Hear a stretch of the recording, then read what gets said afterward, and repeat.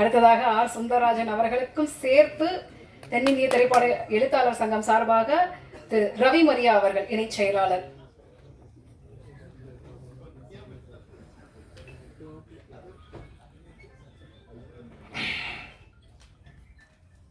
திரையுலகில்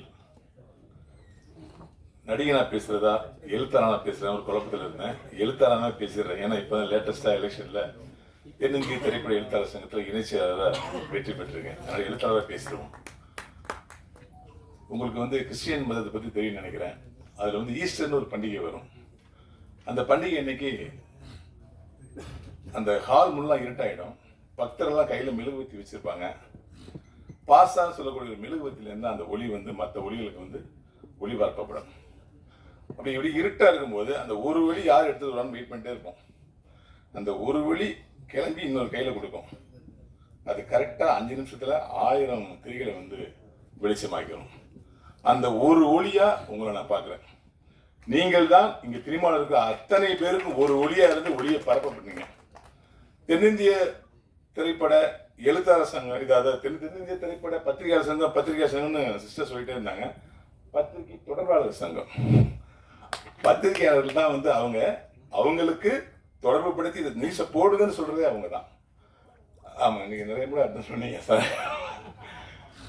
அதாவது நான் விருதுநகர்ல பிறந்து காலேஜில் படிச்சுட்டு இன்னைக்கு நான் ரவி மரியா விரிவுரையாளர் அப்படின்னு ஒரு போர்டு தான் எங்க வீட்டுக்கு முன்னாடி தொங்கி இருக்கும்.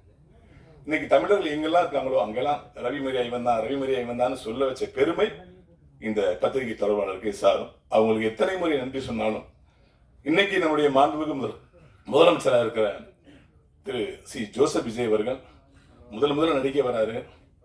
என் பையனை அறிமுகப்படுத்த போறேன், இந்த நியூஸை பத்திரிகை கொடுத்துங்கன்னு உங்கள்ட்ட தான் எஸ்சி சார் ஃபர்ஸ்ட் மாடல் ஒப்படைச்சிருப்பார். உங்க கைராசி இன்னைக்கு அவர் முதல்வராக இருக்காரு. நேற்று நைட்டு ஒரு பிளாட்ஃபார்ம் கடையில் நான் எப்பவுமே சாப்பிடுவேன், ரொம்ப டேஸ்டாக இருக்குன்னு சொல்லிட்டு நண்பரோட போய் அப்போ அந்த பிளாட்ஃபார்ம் ரசிக்கிறத 10 வருஷம் பார்த்துட்டே இருக்கேன். அவர் சொன்னார், என்னண்ணே தாவேக்கடை நினைச்சிட்டீங்களாமே அப்படின்னு.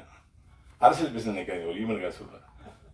அது உங்களுக்கு தான் நான் இணைஞ்சதான் தெரியும். நான் விஜய் சார் நானும் 30 வருஷம் நண்பர்கள். குஷி பிரதான் அசோசியேட் இருக்கும்போது அப்படின்னு. அப்படியாண்ணே நானும் இணைஞ்சிட்டேன் அப்படின்னாரு. என்ன வினைன்னு இணைஞ்சிங்களா? இல்லைண்ணே, கடந்த ஆட்சியில் கவுன்சிலருக்கு 500 ரூபாய், போலீஸுக்கு 500 ரூபாய், டெய்லி 1000 ரூபா கொடுத்து மாதம் 30,000 ரூபா கப்பம் கட்டிட்டு இருந்தேன். என்னைக்கு விஜய் சார் ஆட்சிக்கு வந்தாரோ இன்ன வரைக்கும் மாதம் எனக்கு 30,000 மிச்சம் ஆயிட்டு இருக்கு அப்படின்னாரு. அவ்வளவு சிறப்பா இந்த ஆட்சி போகுது. சிவா சார் சொன்னாங்க, அந்த போலீஸ்ல எங்கேயுமே பெர்மிஷன் பிரச்சனை இல்லை, யாரும் காசு கேட்கறது இல்லை, எந்த தொல்லையும் இல்லைங்கன்னாரு. இதை நடிகனா நான் ஒரு 3 படத்துல பார்த்துட்டேன், நானே சாட்சி. இப்படி ஒரு அற்புதமான ஆட்சியை மக்களுக்கு கொடுத்துட்டு இருக்கீங்க சார்.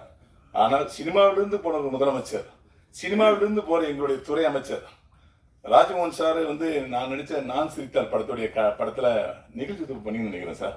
கொரோனாவுக்கு முன்னாடி நான் அன்னைக்கு ஒரு ஸ்பீச்சை கேட்கும் போது உண்மையிலே